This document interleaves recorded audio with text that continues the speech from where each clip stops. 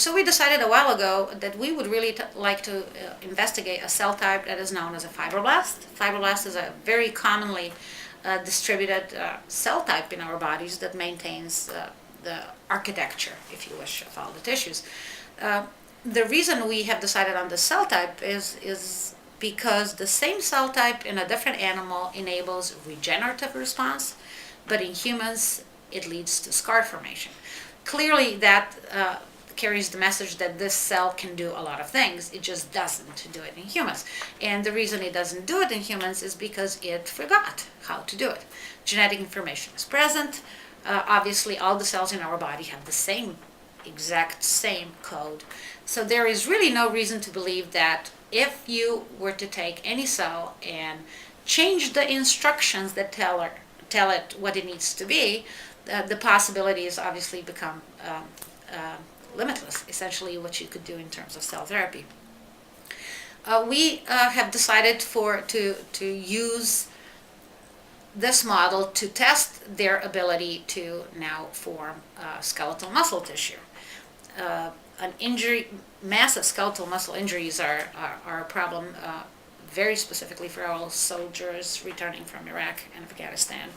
Industrial accidents, car accidents, massive muscle tissue loss is quite an issue.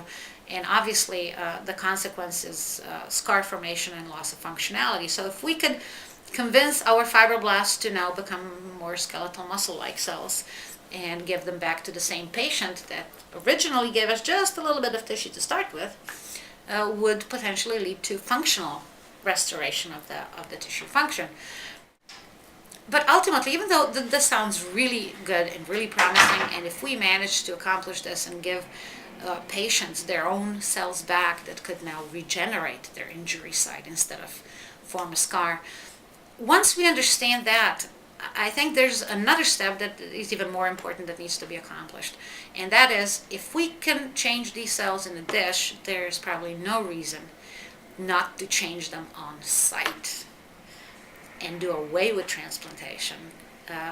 In other words, if we can apply certain combination of factors to these cells to change into muscle cells in a dish, if we apply these factors to the wound site and encourage the cells that are still present in the wound site to now behave in a way that will lead to muscle development instead of scar deposition, I think is really the step when we can start talking about human regenerative response. Now by really tricking the human biology into more of an amphibian response, if you wish.